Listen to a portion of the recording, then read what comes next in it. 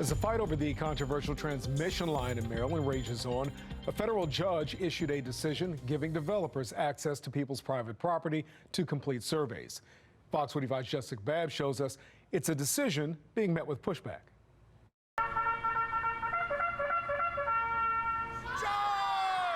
It's the sound of summer. There we go. Yeah! The campgrounds at River Valley Ranch in Carroll County are full of life. It's Mustache Monday! For Executive Director John Bissett, River Valley Ranch, we have been here since 1952. the land is like his sanctuary. This undisturbed space here is part of what makes camp so effective. But as proposed plans for a high voltage transmission line inch forward, The lines would enter our property a ways down there and come right up through these trees, clear cutting them all the way across. It's devastating. with a new ruling from a federal judge giving the developers of the transmission line access to private property to perform environmental surveys. We are disappointed with the decision that came down because we feel like it does not address the nuances of a property like this, where we have hundreds of kids here on a daily basis during the summertime, and sort of giving unfettered access with a paper notice on the door whenever they want to come just doesn't fit with how we do camp or any safety protocols that we have. The court order broadly saying the developers, Public Service Enterprise Group, can enter people's land anytime from now to when the state either approves or denies the transmission project, which could be a lengthy process. The order saying PSEG can enter and stay on the property as long as it's reasonably necessary to do surveys or get info related to the project.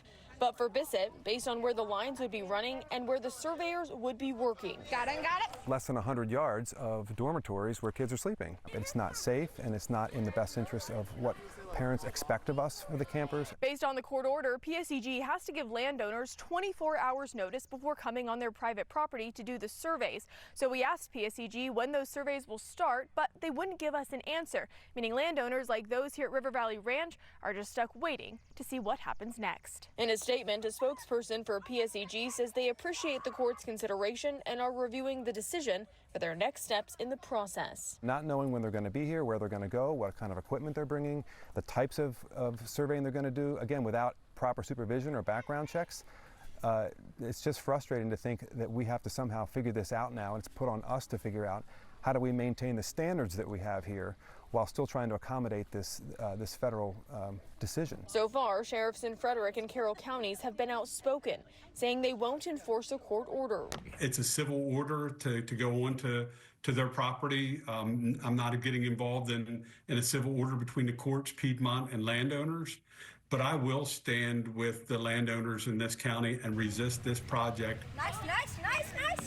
And while the developers and the grid operator argue the transmission line is needed to avoid brownouts and blackouts, let's move those hands. like many others, Bissett argues the lines won't bring a big benefit to Marylanders. Everything I've heard and read about this project points to this powering data centers in Northern Virginia, and any effect it would have on the Maryland grid is indirect at best. And he says he's focused on fighting what feels like an uphill battle. Consider more than just a quick money grab or a quick profit that's going to be achieved by doing this, and really consider the forever impact that this is going to have on our state, on individual landowners, and on places like this that are trying to do good for our community and society. And to do anything that might disrupt that without considering this, really considering it, feels just irresponsible to me. In Carroll County, Jessica Babb, Fox 45 News.